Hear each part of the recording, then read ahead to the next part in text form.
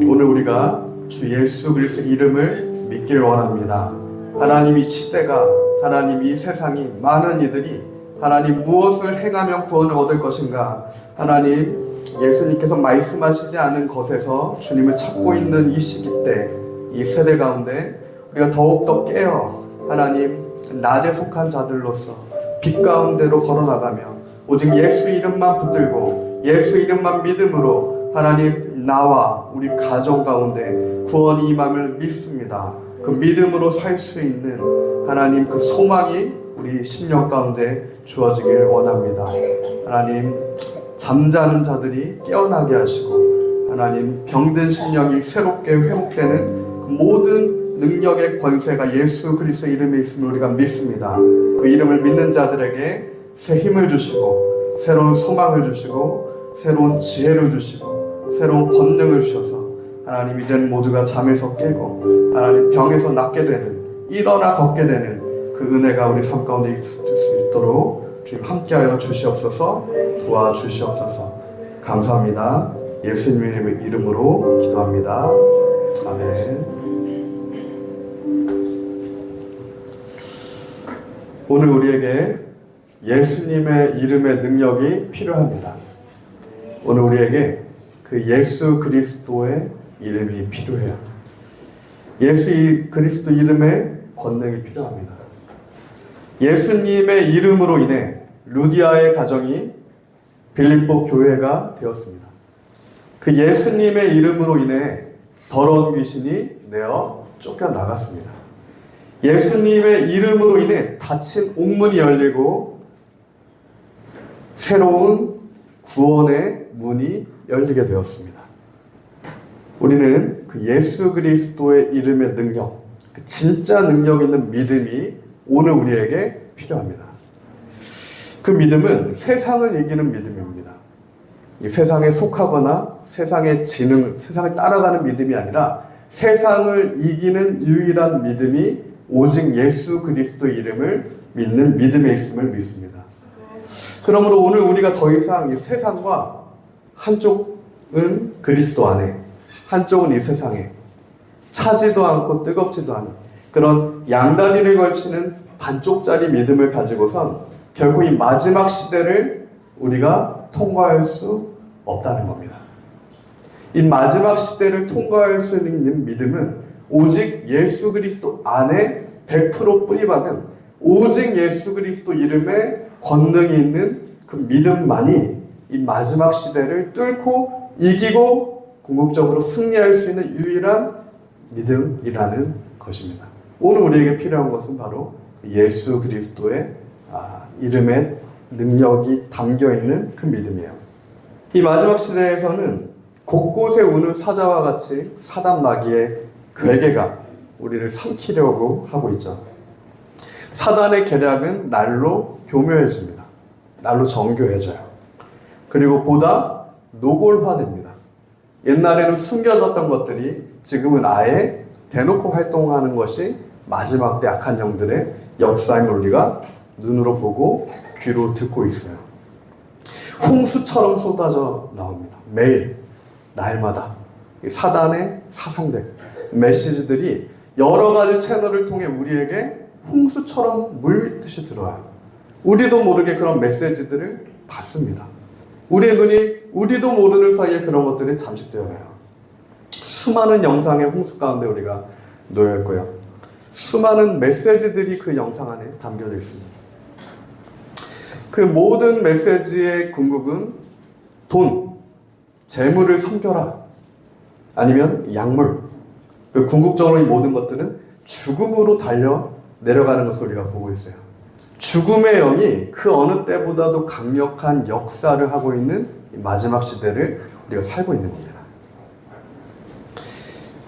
지난 국감조사 발표 자료를 제가 한번 찾아보니까 2020년부터 3년 사이에 코로나로 사망한 사망자 수가 32,000명 정도였습니다.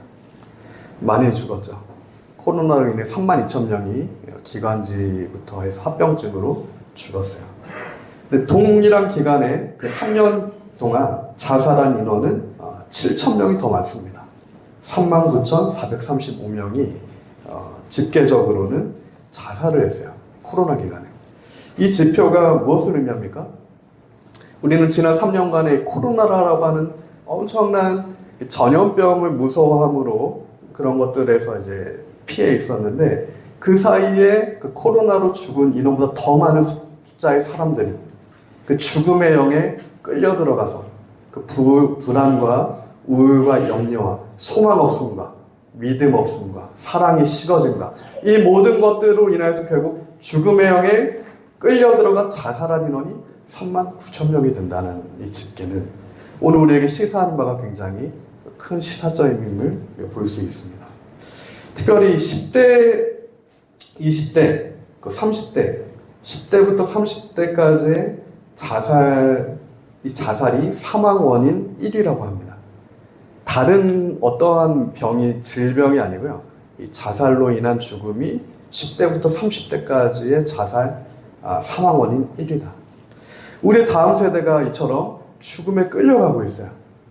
우리는 이 코로나를 통과하면서 코로나를 봤지만 실상은 원수 마귀의 계계 아래, 사단이 뿌려놓은 가라지 안에 그 우울과 불안과 믿음 없음과 여러 가지 모든 것들이 우리 다음 세대를 죽음으로 끌어 들어가고 있는 이 지표가 우리 눈앞에 있는 지표입니다. 그러므로 오늘 우리가 이러한 것들을 가지고 우리 다음 세대를 위해서 기도해야 될 줄 믿습니다. 이 시대 가운데, 이 마지막 세대 가운데 우리가 같이 잠드는 것이 아니라 이 모든 것들을 예수의 이름으로 끊어버리고 이 죽음의 영들을 예수 그리스도 이름의 권세로 대적하고 다시 어둠의 나라에서 그리스도의 나라, 생명으로 나아오도록, 어둠이 아니라 우리 다음 세대가 빛 가운데 나아오도록 우리가 더욱 깨어서 기도해야 될 줄 믿습니다.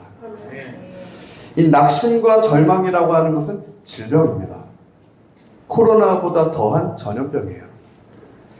우울과 중독이라고 하는 것도 질병입니다.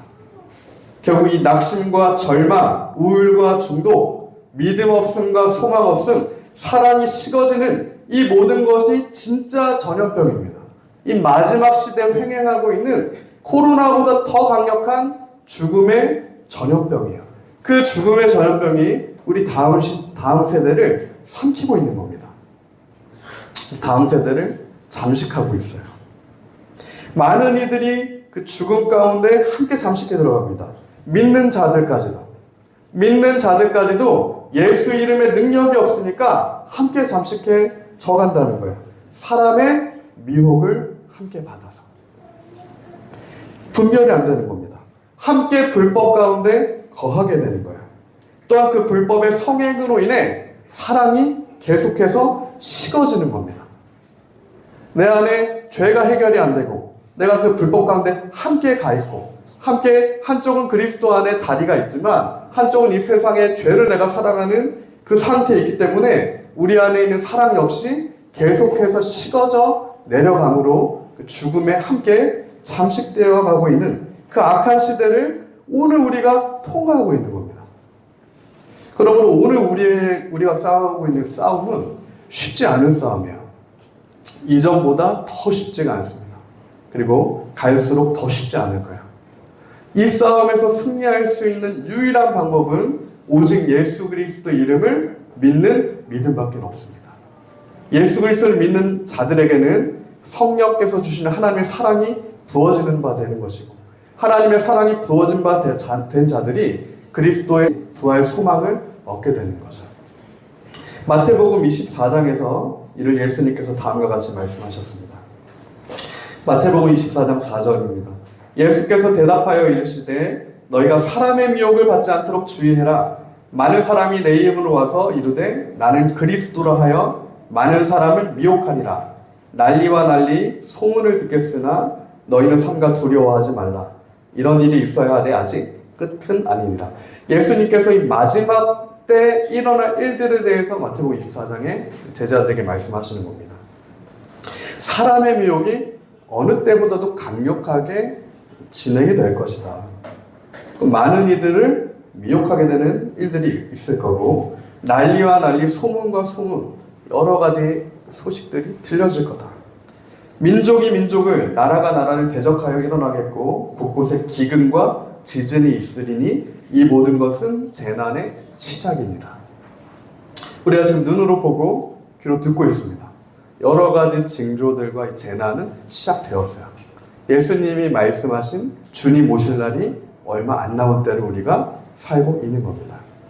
그때 사람들이 너희를 환난에 넘겨주겠으며 너희를 죽이리니 너희가 내 이름 때문에 모든 민족에게 미움을 받으리라. 예수의 이름 때문에 많은 민족들에게 미움을 받게 되는 진짜 그리스도인. 마지막 때 믿음은 예수님의 이름 때문에 많은 이들에게 미움도 받게 되는 그 믿음입니다. 진짜 믿음이에요. 많은 이들이 환영하는, 축하하는 그런 믿음이 아니라 그 예수님의 이름 때문에 마지막에 환난에 넘겨지기도 하고 옥에 갇히기도 하고 많은 이들에게 미움을 얻기도 합니다. 우리 예수 그리스도 안에 사랑이, 진짜 사랑이 있기 때문에 그렇게 되는 거죠. 그때 많은 사람이 실족하게 되어 서로 잡아주고 서로 미워하겠으며, 이거는 마지막 때가 될수록 많은 믿는 자들이 실족하게 된다라고 이미 예수님은 말씀하세요. 그리고 서로 미워할 것이다. 죽음의 영이 어느 때보다 활개칠 거기 때문에 거짓 선지자가 많이 일어나 많은 사람을 또한 미혹하겠으며 불법의 성함으로 많은 사람의 사랑이 식어지리라. 그러나 끝까지 견디는 자는 구원을 얻으리라. 이게 마지막 때에 대한 예수님의 말씀입니다. 불법이 성하게 될 것이다. 불법이 성해서 많은 사람의 믿는 자들까지도 사랑이 식어지게 된다. 이러한 현상은 비단 저만 느끼는 건 아닐 거라고 생각합니다. 우리가 이 시대를 통과하면서 우리 모두가 예전 같지 않은 사랑의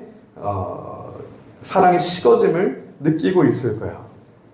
여러 가지 소식들 때문에 더 그럴 수도 있고요. 죄가 너무 흥황하기 때문에, 불법이 너무 성하기 때문에 소망이 없음에서 오는 사랑의 식어짐을 또한 우리가 경험하고 있습니다. 그러나 예수님은 말씀하세요. 그러나 그럼에도 불구하고입니다. 그 상황은 더 좋아질 거라고 말씀하시는 게 아니라 그 상황은 더 나빠질 거랍니다. 불법은 더 성행할 것이고 우리의 사랑은 더 식어질 거래요. 그러나 끝까지 견디는 자는 뭐라고 말씀하십니까? 구원을 얻게 될 것이다. 끝까지 견디는 자는 구원을 얻을 것이다. 오늘 우리 모두가 끝까지 견디는 자, 구원을 얻는 자 되기를 원합니다.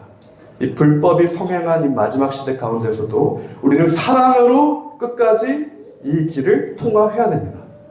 이 불법을 저지르는 이들과 함께 불법으로 함께 걸어가는 것이 아니라 하나님의 사랑이 우리 안에 부어진 바 되어져서 예수님의 사랑으로 끝까지 이 시간을 통과하고 견디는 그 자, 구원 얻는 자가 우리가 되어야 됨을 믿습니다. 이 끝까지 견딘다라고 할 때 견딘다는 단어는 휘포메노라는 단어인데 남겨진다라는 뜻이에요. 남겨진다. 인내한다. 끝까지 견딘다라고 하는 것은 인내로서 남겨진 자들을 의미합니다.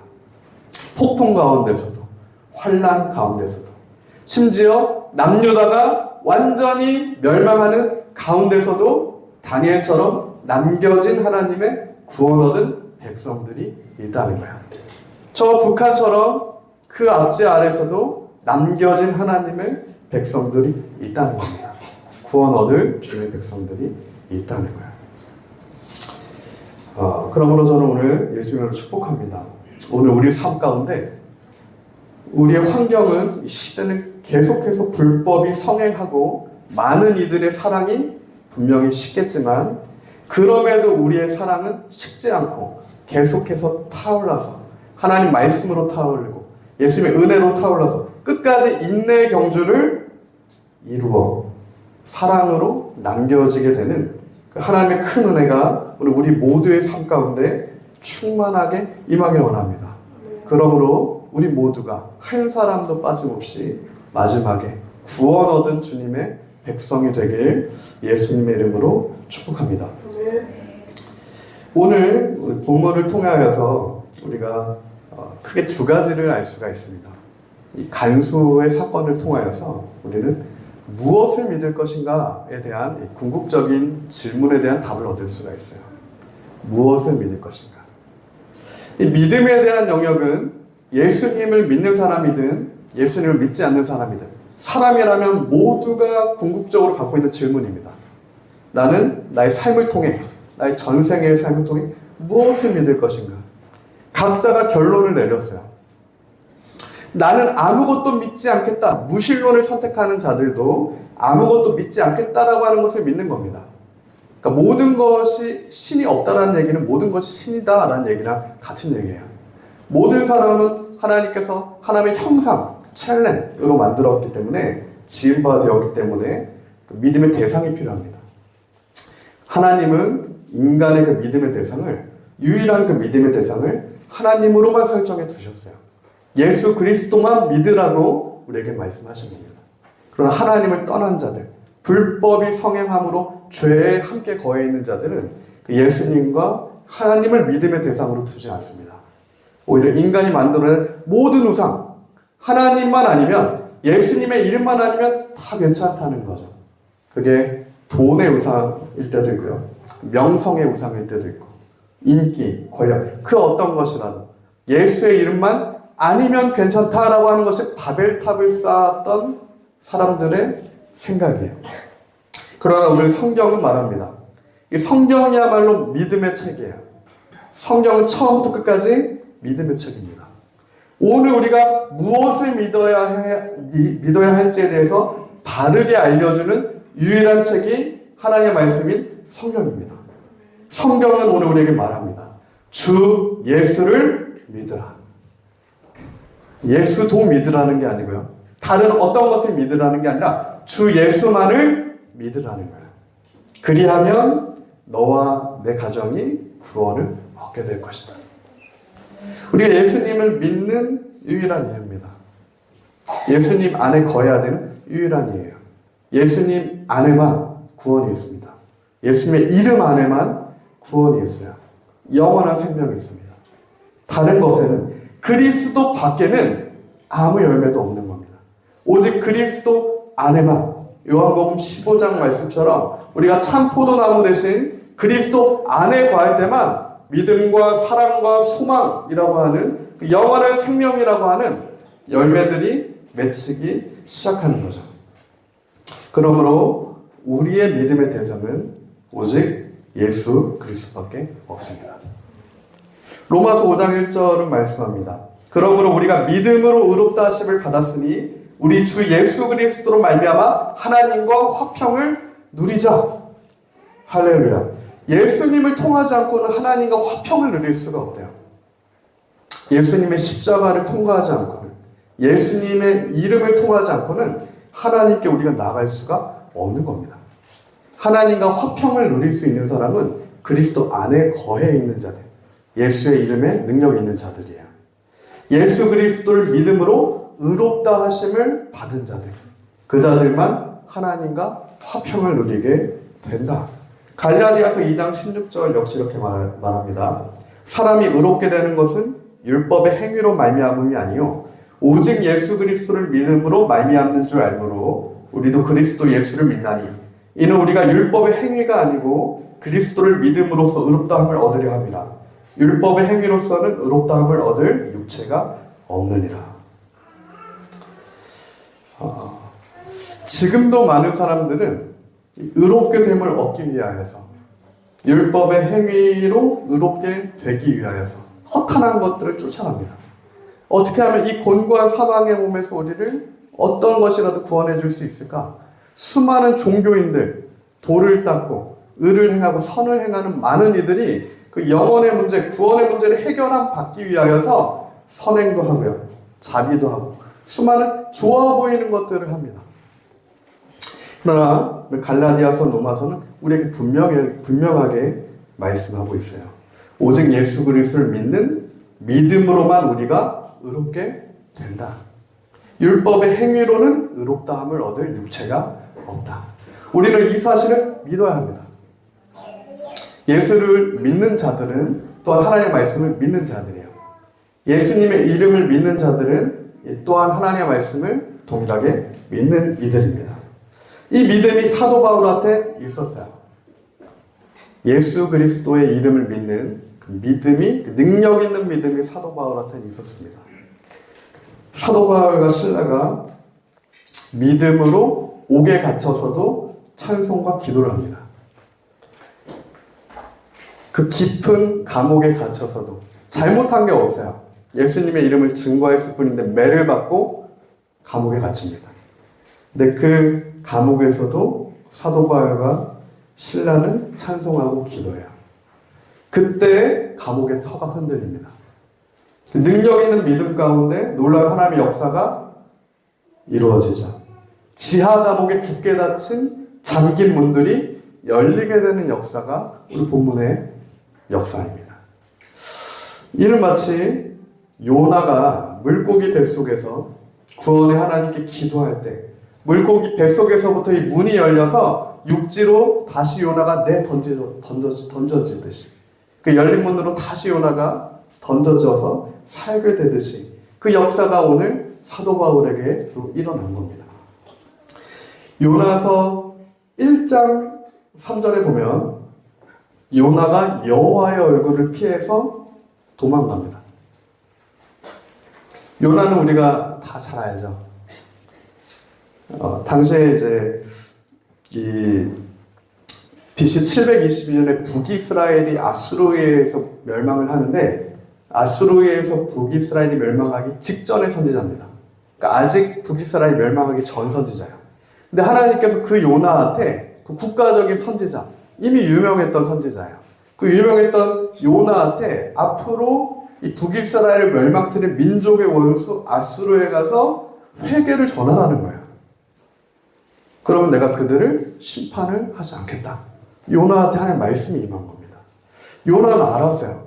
내가 회개의 메시지를 선포하면 아수르가 회개해서 하나님 심판이 멀어질 것이고 그러면 반드시 아수르는 우리 북이스라엘을 멸망시킬 거다.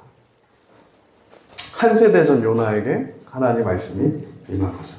근데 그때 어떡합니까? 1장 3절이죠. 그러나 요나가 여호와의 얼굴을 피하려고 일어나 다시스로 도망하려 하여 욥바로 내려갔더니 마침 다시스로 가는 배를 만난지라. 여호와의 얼굴을 피하여 그들과 함께 다시스로 가려고 뱃삭을 주고 배에 올랐더라. 그러나 요나는 배 밑층에 내려가 잠이 들었다. 이때 특별히 요나서에서 요나가 여호와의 얼굴을 피해서 계속해서 내려갑니다. 다시스로 도망하여 욥바로 내려가요. 이때 쓰는 단어가 히브리어로 야라드라는 단어인데 이거는 내려가다라는 뜻이에요. 야라드 했다. 근데 욥바로 내려갔는데 거기서 배를 만났죠. 배에 올랐다. 이때도 야라드를 씁니다. 그러니까 배에 오르는 건 역시 배로 내려간 거예요. 야라드 한 겁니다. 그 배에서도 바다로 다시 도망쳤고 바다에서는 어떻게 됩니까? 바다에서도 그 배의 가장 밑바닥에 그 동일한 단어를 씁니다. 야라드에서 내려갔어요. 계속해서 여호와의 낯을 피해서 야라드하고 도망간 것이 배의 마지막 밑창이에요. 근데 그곳에서 어떤 일이 일어납니까? 잠이 들어버립니다. 영적인 잠이 들어버려요. 폭풍우가 치고 엄청난 위협이 당하는 상황입니다. 배가 파손됐어요. 모든 사람이 깨어서 자기의 신을 찾는 그 상황에서도 하나님의 낯을 피해서 야라드한 그 요나는 영적인 감각이 완전히 죽어버립니다. 이 요나의 사건은 사실은 우리에게 시사하는 바가 굉장히 큰데 우리는 그렇게 생각해요. 나에게 하나님이 더 큰 어려움을 만약에 내 상황 가운데 일어난다고 하면 정말 우리 자녀가 다치거나 더 큰 어려움이 일어나면 나는 그때는 회개할 수 있다. 아직 내가 돌아갈 수 있는 시점이 있다. 아직 내가 완벽하게 하나님 앞에 다시 하나님의 앞으로 내가 갈 수는 없지만 더 큰 어려움과 더 큰 파손과 심지어 배가 난파되는 상황에 빠지게 되면 그때야말로 나는 하나님께 완전히 회개하고 굴복하고 다시 돌아갈 수 있을 것이다 라고 우리가 생각을 해요. 많은 사람이 그럴 겁니다. 그러나 오늘 우리가 요나를 보면 알 수 있습니다. 착각이에요. 우리는 죄인입니다. 하나님의 은혜가 없으면 계속해야 하는 더 큰 풍랑 가운데 잠이 들어버린다고요. 영적으로 아예 잠이 들어버리는 겁니다. 하나님의 은혜가 없으면. 더 큰 어려움이 오면 올수록 마치 바로처럼 더 완악해지게 되는 거예요. 이스라엘 백성을 내보내지는 않습니다. 그 9가지 재앙 중에도. 근데 궁극적으로는 마지막 10번째 재앙이 맞아 그때 이스라엘 백성을 내보내죠. 그럼에도 다시 마음이 바뀌어요. 다시 쫓아가서 멸절시키려고 합니다. 그 바로와 같은 완악한 마음, 오늘 요나의 마음과도 동일한 마음이고 우리의 마음과도 동일한 마음이에요. 그게 죄인된 우리의 마음입니다. 사랑이 없는 모든 이들이 갖고 있는 그 마음이에요. 그때 하나님께서 요나 1장 4절입니다. 큰 바람을 바다 위에 내리심에 바다 가운데 큰 폭풍이 일어나 배가 거의 깨지게 된지라. 이게 하나님의 은혜예요. 배가 거의 깨지게 되는 상황까지, 극한의 상황까지 가게 되는 겁니다. 근데 이때 여호와께서 큰 바람을 바다 위에 내리셨다라고 되어 있어요. 이 바람이라는 단어가 루아흐입니다. 루아흐. 성령의 바람이에요. 그러니까 어떠한 폭풍우가 나를 죽이려고 일어난 게 아니고요. 하나님께서 성령의 바람을 크게 불게 하신 거예요. 바다 가운데. 그러니까 배가 난파되는 겁니다. 그러니까 요나가 그때 잠에서 깨어나는 거예요. 하나님을 피해서 깊은 영적인 잠에 빠져있는 죽음과 같은 상황에 빠져있던 요나가 하나님의 성령의 바람이 부니까 그때 각성하는 겁니다. 이 모든 게 나의 죄 때문입니다. 나 때문입니다. 나를 던지라고 합니다. 그래서 요나가 던져지죠. 근데 우리가 하나님의 역사인 걸 알 수 있어요. 요나가 바다로 던져지자마자 하나님의 성령의 바람이 멈춥니다. 그 선원들이 살게 돼요. 이때 하나님이 큰 바람을 바다 위에 내리신다라는 뜻은 히브리어로 보면 내던지다, 엎드려뜨리다, 강력하게 던져버리다라는 뜻이에요. 마치 예수님을 십자가에 내어주셨을 때 이런 표현을 쓰시거든요. 십자가에 내어 던지셨어요. 하나님께서 예수님을. 마찬가지로 성령의 바람을 바다 가운데 내어 던지신 거예요. 야곱의 환도뼈를 부셔뜨리는 겁니다. 그렇게 하지 않으면 야곱이 이스라엘이 될 수가 없다는 거예요. 그만큼 우리의 뿌리 깊은 근저에 있는 그 불법과 죄성을 하나님께서 성령의 바람을 일으키셔서 환도뼈를 치셔서 해결하십니다. 반드시 해결하세요. 그때 산산이 부서져요. 내가 안전하다, 여호와의 낯을 피해서 여기만큼은 안전하다고 생각했던 그 모든 것들이 산산조각이 나는 거죠. 우리 인생이처럼 바다 위를 항해하다가 풍랑을 맞게 되는 사건은 필연이에요. 살아있다는 증거입니다. 살아있는 인생 중에 이런 풍랑을 맞지 않을 인생은 하나도 없어요. 성경이 우리에게 그것을 증언합니다. 사도 바울처럼 제대로 성령의 인도하심을 경험하면서 걸어가는 길 가운데에서도 옥에 갇히는 그 풍랑을 만납니다. 반대로 요나처럼 내가 보기에 좋은 대로 여호와의 낯을 피해 반대로 나아가는 길에도 인생의 풍랑이 불어닥쳐요. 그러므로 이 풍랑이 중요한 건 아니에요. 우리가 하나님의 길을 걸어가도 풍랑이 불 거고요. 하나님과 반대로 가도 풍랑이 붑니다. 이게 성경이 우리에게 주는 교훈이에요. 그러나 우리가 주의해야 될 것이 있습니다. 그러나 이 풍랑은 이 배를 좌초시키는 풍랑이 아니에요. 이 절망의 풍랑이 아니라는 겁니다. 이 풍랑이야말로 성령께서 일으키시는 이 어려움이야말로 닫힌 문들이 열리게 되는, 사도 바울을 묶고 있던 그 쇠사슬이 풀리게 되는 하나님의 호흡이 일으키는 우리 인생의 진동임을 믿습니다. 우리에게 그 소망이 필요해요. 그것이 우리가 이 풍랑 앞에 가져야 할 진짜 믿음입니다. 하나님이 나를 죽이시는구나, 이게 아닌 거죠. 하나님이 나를 깨우시는 거구나. 내가 깊은 잠에 들었었구나. 내가 깊은 잠에 들었구나. 요나서 1장 5절에 보면 요나가 배 밑층에 내려가서 누워 깊이 잠이 들었다라고 표현할 때 이 단어는 기절하다라는 단어예요. 그냥 잠깐 잠이 든 게 아니고요. 정신을 잃다, 기절하다, 죽은 듯이 잠이 들다, 이런 단어입니다.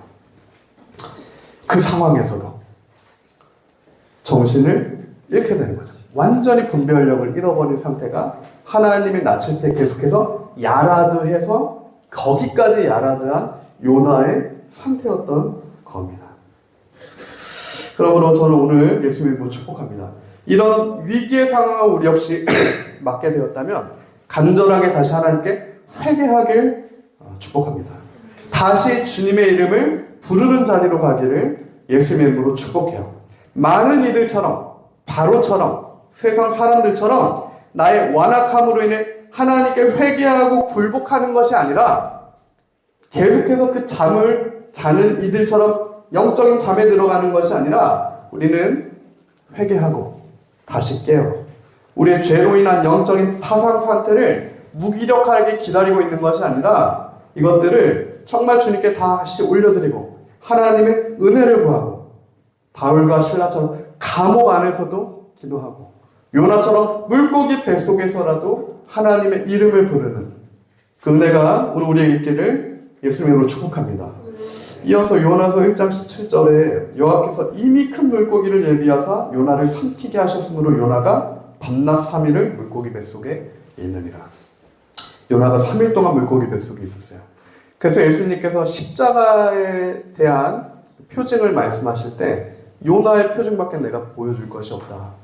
예수님처럼 3일을 그 물고기 뱃속에 있다가 요나가 부활하게 되는 거죠. 다시 살게 되는 하나님의 은혜가 개인 요나한테 임한 겁니다. 예수님 십자가 사건을 미리 예표한 거예요.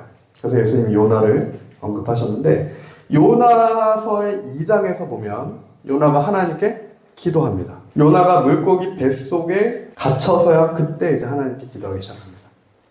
요나가 물고기 뱃속에서 그의 하나님 여호와께 기도하여 이르되 내가 받는 고난으로 말미암아 여호와께 불러 아뢰었더니 주께서 내게 대답하셨고 내가 수월의 뱃속에서 부르짖었더니 주께서 내 음성을 들으셨나이다. 할렐루야. 고난으로 말미암았을지어도 고난 때문에 여호와께 부르짖었어도 그렇게 하라는 겁니다. 고난으로 여호와께 아뢰었는데 주께서 내게 대답을 해주셨다. 내가 수월의 뱃속에 들어가서야 물고기 뱃속에 들어가서야 예수님의 이름을 부르셨는데 그때 주께서 내 음성을 들어주셨다. 주께서 나를 깊음 속 바다 가운데 던지셨으므로 큰 물이 나를 둘렀고 주의 파도와 큰 물결이 다 내 위에 넘쳤나이다. 내가 말하기를 내가 주의 목전에서 쫓겨났을지라도 다시 주의 성전을 바라보겠나 하였나이다. 할렐루야. 오늘 우리에게 이 요나의 기도가 회복되길 원합니다. 우리 삶 가운데 주께서 우리를 쫓겨나게 했을지라도 나의 둘러갖고 있는 산성에서 나를 쫓겨나게 했을지라도 우리가 다시 주의 성전을 바라보겠습니다. 물이 나를 영혼까지 둘러싸며 깊음이 나를 에워싸고 바다풀이 내 머리를 감쌌나이다. 내가 산의 뿌리까지 내려갔사오며 땅이 그 빗장으로 나를 오랫동안 막았사오나 나의 하나님 여호와여 주께서 내 생명을 구덩이에서 건지셨나이다. 내 영혼이 내 속에서 피곤할 때 내가 내 여호와를 생각하였더니 내 기도가 주께 이르렀사오며 주의 성전에 미쳤나이다. 거짓되고 헛된 것을 숭상하는 모든 자는 자기에게 베푸신 은혜를 버렸사오나 나는 감사하는 목소리로 주께 제사를 드리며 나의 서원을 주께 갚겠나이다. 구원은 여호와께 속하였나이다 하니라. 그때 여호와께서 그 물고기에게 말씀하시매 요나를 육지에 토하니라. 할렐루야. 여호와께서 말씀하시자 물고기가 요나를 토합니다. 여호와께서 말씀하시자 물고기가 요나를 삼켰고 여호와께서 말씀하시자 물고기가 요나를 토해냈어요. 요나가 물고기로부터 토해내짐을 당하게 된 겁니다. 모든 소망이 예수 그리스도 이름 안에 있다는 거예요. 심지어 물고기에 삼켰어도 그 안에서 유일한 소망은 다시 그 웅덩이에서 우리를 건져내실 예수 그리스도의 이름 가운데 있다는 것입니다. 오늘 우리의 소망이 끊어진 것처럼 보여집니까? 우리가 물고기 뱃속에 있는 것처럼, 아니면 감옥에 갇힌 것처럼, 누구도 우리를 구해내줄지 못할 것처럼 그런 상황 가운데 있습니까? 오늘 본문의 간수처럼 나의 모든 소망이 끊어진 것처럼 보이자 검을 들어 죽음으로 나아가게 되는 많은 이들이 어쩔 수 없어서 마지막에 죽음을 선택하는 것처럼, 그렇게 오늘 우리 가운데서도 그 방향으로, 죽음의 방향으로 가는 분들이 계십니까? 그러나 우리가 명심해야 됩니다. 그 죽음의 방향 하나님의 뜻이 아니에요. 우리를 향한 하나님의 뜻이 아닙니다. 사단의 뜻이에요. 그건 죽음의 영입니다. 우리는 그 죽음에서 돌이켜야 되는 것이고 웅덩이에서 건져내짐을 받아야 되는 거예요. 물고기의 뱃속이 우리의 거처가 아닙니다. 우리는 물고기의 뱃속에서 하나님의 말씀이 임함에 토해내짐을 받아 다시 하나님이 처음에 나한테 주셨던 그 사명의 자리, 느느웨 가운데 회개를 선포해야 되는 그 자리 가운데로 나아가야 하는 거죠. 그것이 하나님의 뜻이고 그 뜻이 하나님, 오늘 우리의 소망이 되어야 하는 거예요. 물고기에 삼켜져서 요나가 죽음을 맞이하는 게 하나님의 뜻이 아니라는 겁니다. 요나의 선포를 통해 니느웨 백성들이 회개하고 돌이켜 살게 되는 것이 하나님의 뜻인 겁니다. 간수가 그 자리에서 옥토가 흔들리는 것으로 인해서 죽음을 맞게 되는 게 하나님의 뜻이 아닌 겁니다. 도리어 이 간수와 간수의 집이 구원을 얻는 것이 하나님의 뜻이에요. 그러므로 이 모든 어려운 환경들, 여러 가지 풍랑이 이런 이유는 단 하나입니다. 나와 우리 가정이 구원을 얻게 되는, 그 자리에 설 수 있게 되는, 물고기가 토해내는 그 자리에서 다시 시작하게 될 수 있는 그 하나님의 은혜 때문에, 그것이 하나님의 뜻이에요. 오늘 우리에게 하나님의 은혜가 있길 원합니다. 더 이상 우리가 영적인 깊은 잠에서 하나님을 야라듯 하나님의 낯을 피해 도망가고 있다면 다시 우리가 더 깊은 곳으로 숨어 들어가지 말고 그 자리에서부터 다시 깊은 잠에서 깨어나서 영적 감각으로 여태까지 했던 습관대로 반쪽짜리 신앙생활을 하는 게 아니라 진짜 예수님을 믿음으로, 예수 그리스도를 믿음으로, 약속을 이루기까지 사랑으로 끝까지 인내하는 진짜 그리스도인이 모두가 되기를 예수님으로 축복합니다. 갈라디아 3장 26절이야. 너희가 다 믿음으로 말미암아 그리스도 예수 안에서 하나님의 아들이 되었으니. 우리 모두는 하나님의 자녀입니다. 믿음으로 인한 인내의 경주를 하고 있는, 그리스도를 사랑함으로 끝까지 우리가 나아가고 있는 하나님의 자녀가 이미 된 겁니다.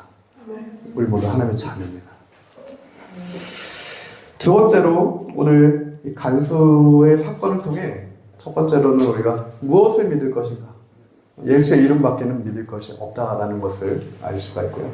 두 번째는 어떻게 살 것인가, 그리스도인이라면, 예수를 믿는 자라면 어떻게 살 것인가에 대해서 또한 알 수가 있습니다.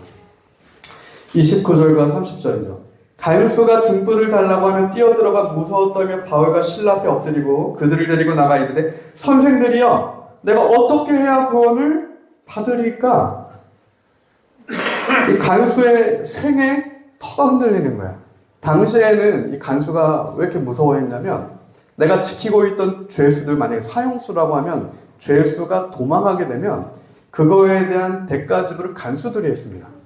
그러니까 간수가 책임을 지고 고문을 받고 대신 죽어야 되는 거야. 그러니까 그에게는 목숨의 위협인 거예요. 이 상황 자체가. 간수들이 도망갔다고 하면 대신 그 책임을 지고 간수가 고문을 받고 끔찍하게 죽어야 되는 겁니다. 그러니까 차라리 내가 스스로 죽는 게 더 낫겠다 싶을 정도로 위협이 되어진 거예요. 이때 간수가 얘기합니다. 어떻게 해야 내가 구원을 얻겠습니까? 헬라어는 포이에도데이라는 뜻인데, 내가 무엇을 행해야, 내가 무엇을 완수해야, 그러니까 내가 무엇을 실천해야 내가 구원을 얻겠습니까? 이거는 이 단어적으로는 내가 반드시 어떤 것을 해야라는 뜻입니다. 내가 반드시 어떤 것들을 해내야 구원을 얻을 수 있겠습니까? 라고 간수가 물어본 거예요. 그래서 사도 바울이 대답해 주는데 무엇을 행해야 될지를 알려주지 않아요. 간수는 분명히 내가 무엇을 행해야 됩니까? 라는 것을 물어봤는데 사도 바울은 무엇을 행해야 되는지를 알려주지 않습니다.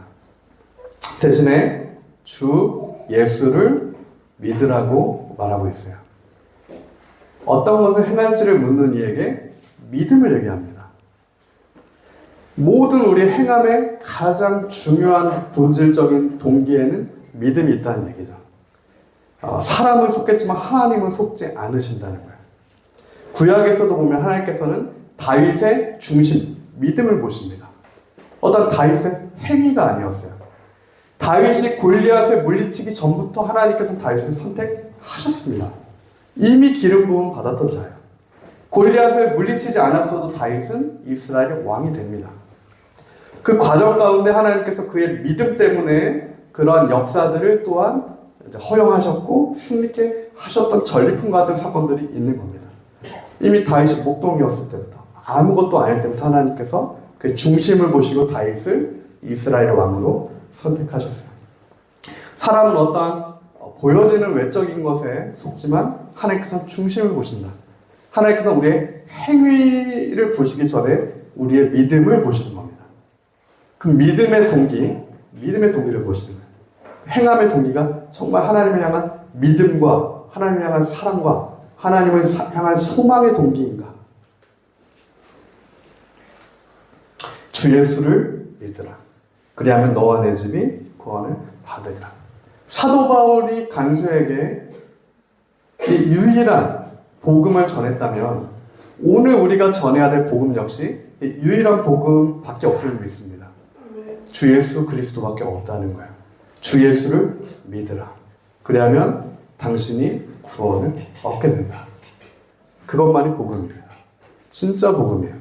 이 시대가 희석하려고 하는 가짜가 아니라 진짜 복음은 주 예수 이름 안에만 있고 그 이름을 믿는 자만 구원을 얻게 됩니다.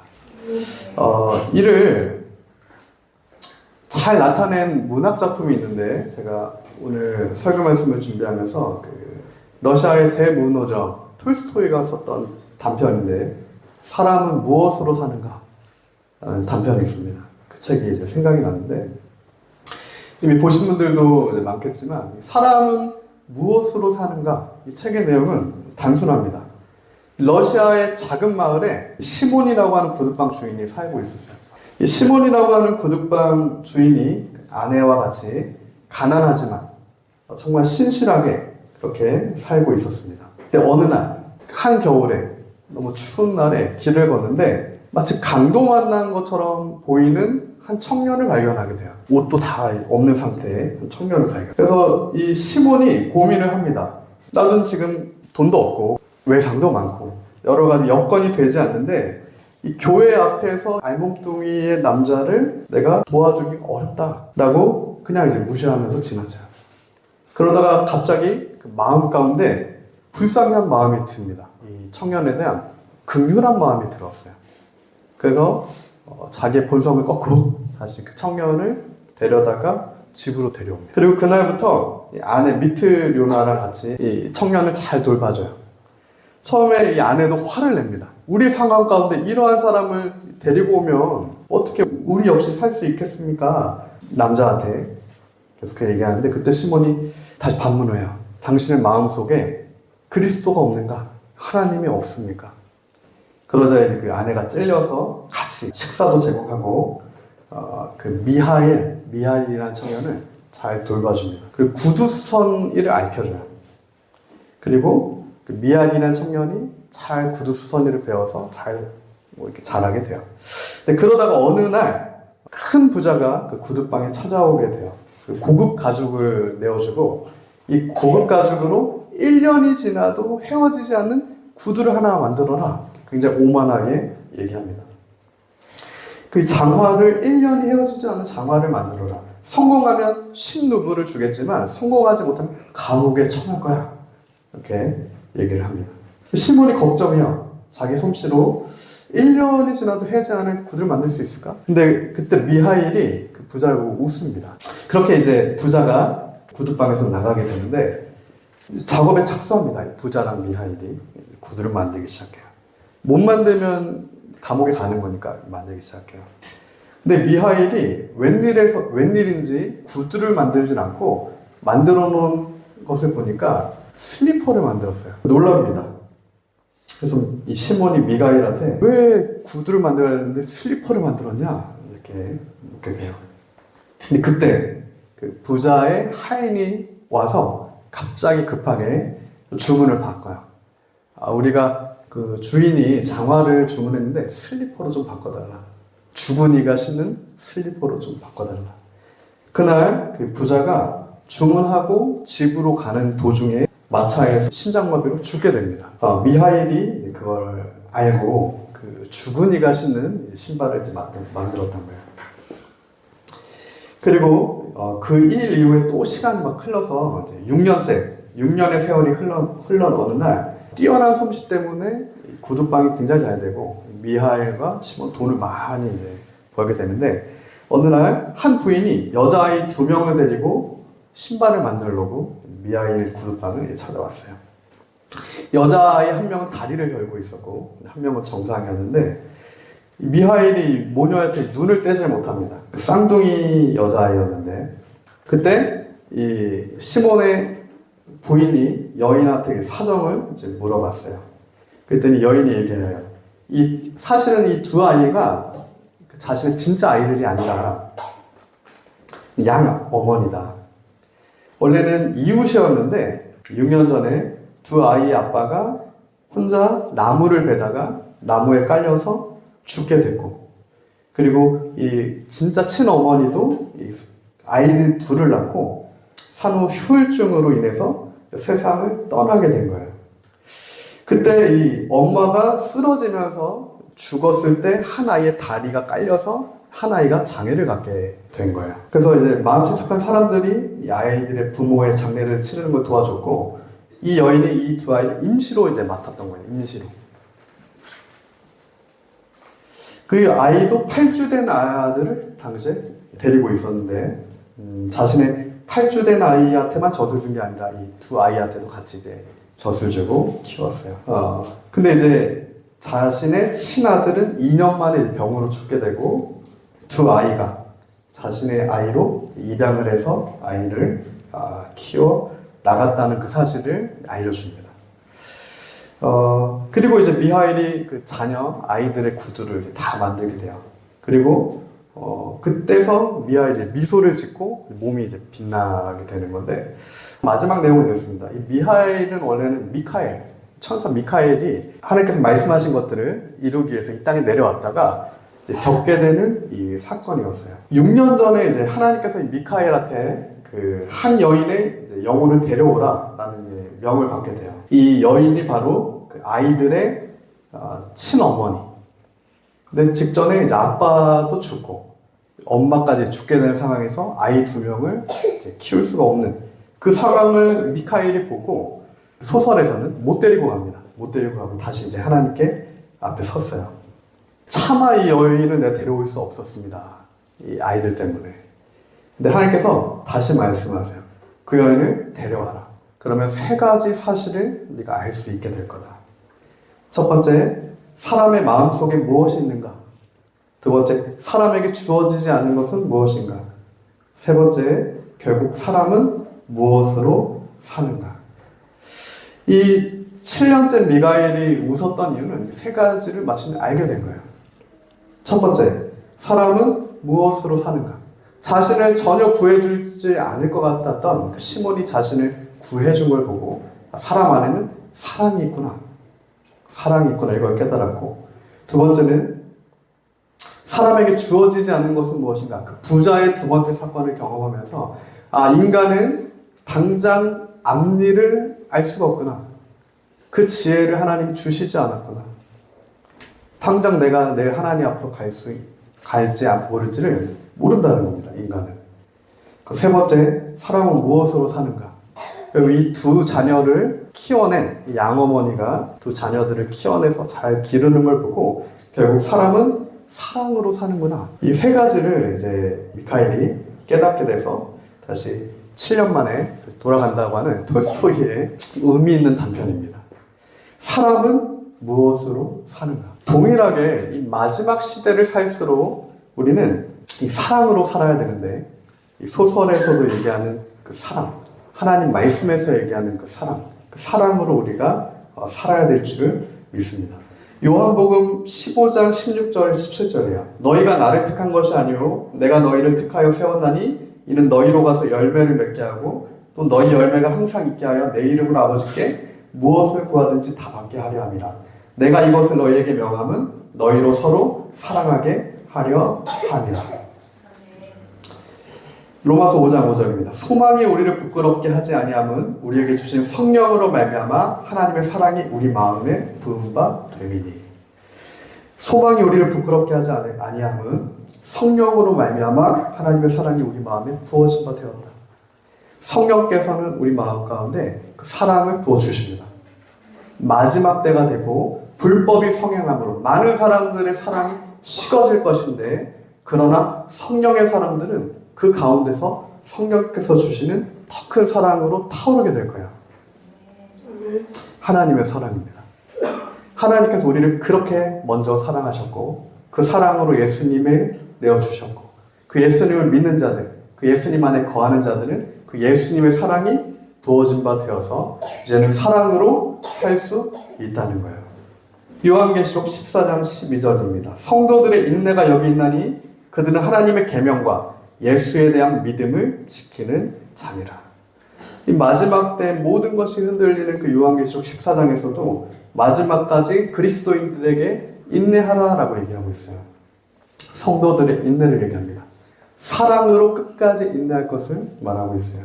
하나님의 계명, 예수에 대한 믿음, 참 포도나무 대신 그리스도 안에 거함으로 말미암아 믿음과 사랑과 소망으로 충만하여져서 끝까지 인내하고 승리하는 마지막 시대를 통과하는 성도들이 우리가 되어야 한다. 그것을 요한복음과 로마서와 요한계시록이 동일하게 증거하고 있음을 믿습니다. 오늘 말씀을 정리하겠습니다. 사람은 무엇으로 사는가? 예수님이 말씀하셨습니다. 내가 너에게 새 계명을 준다. 옛 계명이 아니라 새 계명을 너에게 주노니 서로 사랑해라. 예수님이 우리에게 주신 새로운 계명이에요. 사랑해라. 성령의 사람들은 사랑하는 사람들입니다. 함께 사랑이 식어지는 자리로 가는 자들이 아니라 성령 안에서 날마다 사랑을 선택하게 되는 자들입니다. 데살로니가 5장 말씀으로 오늘 말씀 정리하겠습니다. 형제들아, 때와 시기에 관하여는 너에게 쓸 것이 없음은 주의 날이 밤에 도둑같이 이를 줄 너희 자신이 자세히 알기 때문이라. 그들이 평안하다 안전하다 할 그때 임신한 여자에게 해산의 고통이 이른과 같이 멸망이 갑자기 그들에게 이르리니 결코 피하지 못하리라. 형제들아, 너희는 어둠에 있지 아니하매 그 날이 도둑같이 너희에게 임하지 못하리니 너희는 다 빛의 아들이요 낮의 아들이라. 우리가 밤이나 어둠에 속하지 아니하나니 그러므로 우리는 다른 이들과 같이 자지 말고 오직 깨어 정신을 차릴지라. 자는 자들은 밤에 자고 취하는 자들은 밤에 취하되 우리는 낮에 속하였으니 정신을 차리고 믿음과 사랑에 후신경을 붙이고 구원의 소망에 투구를 쓰자. 하나님이 우리를 세우심은 노하심에 이르게 하심이 아니요 오직 우리 주 예수 그리스도로 말미암아 구원을 받게 하시니라. 할렐루야. 우리가 낮에 속한 이들로 이제는 깊은 잠에서 깨어 정신을 차리고 믿음과 사랑에 호심경을 붙이고 구원의 소망에 투구를 쓰셔야 합니다. 밤이나 어둠에 속하지 않고 이제는 빛의 아들로서 낯으로 그 그리스도 빛 가운데 우리가 나아가야 합니다. 이 소망이 우리를 부끄럽게 하지 아니함은 우리에게 주신 성령으로 말미암아 하나님의 사랑이 우리 마음에 부은 바 됨입니다. 그 주 예수의 이름으로 나와 우리 가정이 구원을 얻게 됩니다. 그게 하나님의 사랑이에요. 심판받을 수밖에 없는 우리가 구원받을 자격이 없는 우리가 하나님의 자녀가 되었고, 또한 예수 이름이 내어 주어져서 그 예수 이름을 믿는 자마다 멸망치 않고 영생을 얻게 되는 구원을 얻게 된 게 우리를 향한 하나님의 사랑이에요. 동일하게 예수님께서 말씀하십니다. 너희도 그처럼 너희의 목숨을 내어주는 서로 사랑을 이루어라. 이 마지막 때에 우리가 붙들어야 할 것이 무엇입니까? 불법에 성행하는 것처럼 사랑이 식어지는 자리가 아니라 이제 우리가 예수님이 나를 사랑하신 것 같은 그 사랑이 우리 심령 가운데 회복되어져서 진짜 능력 있는 믿음으로 많은 이들이 살게 되는 생명의 역사, 사랑의 역사가 오늘 우리 가운데 있길 원합니다. 우리 시간 함께 기도하며 나갑시다. 사랑하신 주님 감사합니다. 하나님 이 시간에 하나님 우리 안에 하나님 다시 한번 주님의 사랑이 부어진 바 되어져서 성령의 사랑이 부어진 바 되어져서 하나님 주님 주시는 그 사랑으로 우리가 충만하여져서 하나님 사랑이 우리를 통하여 흘러나가길 원합니다. 하나님 사랑 없는 자리마다 하나님의 사랑이 흘러들어가길 원합니다. 하나님 소망 없는 자리마다 그리스도의 소망이 흘러나가길 원합니다. 하나님 우리는 당장 100년을 살 것처럼 살고 있지만 당장 내일도 알지 못하는 하나님 그것이 우리의 실제임을 우리가 깨달아 하나님 오늘도 우리가 성령 안에서 주님과 동행하며 하나님 맡겨주신 것들을 단단히 붙들고 영적인 잠에서 깨어나 오늘 회개하고 돌이켜 예수 이름 붙들고 구원을 얻는 그 생명의 자리로 나아가는 하나님 오늘 우리가 되길 원합니다. 하나님 우리를 깨닫게 하시고 알게 하시고 새롭게 하셔서 하나님의 그 은혜의 자리에 머물게 하시고 하나님 계속해서 사랑으로 나갈 수 있도록 하나님의 은혜를 더하여 주시옵소서.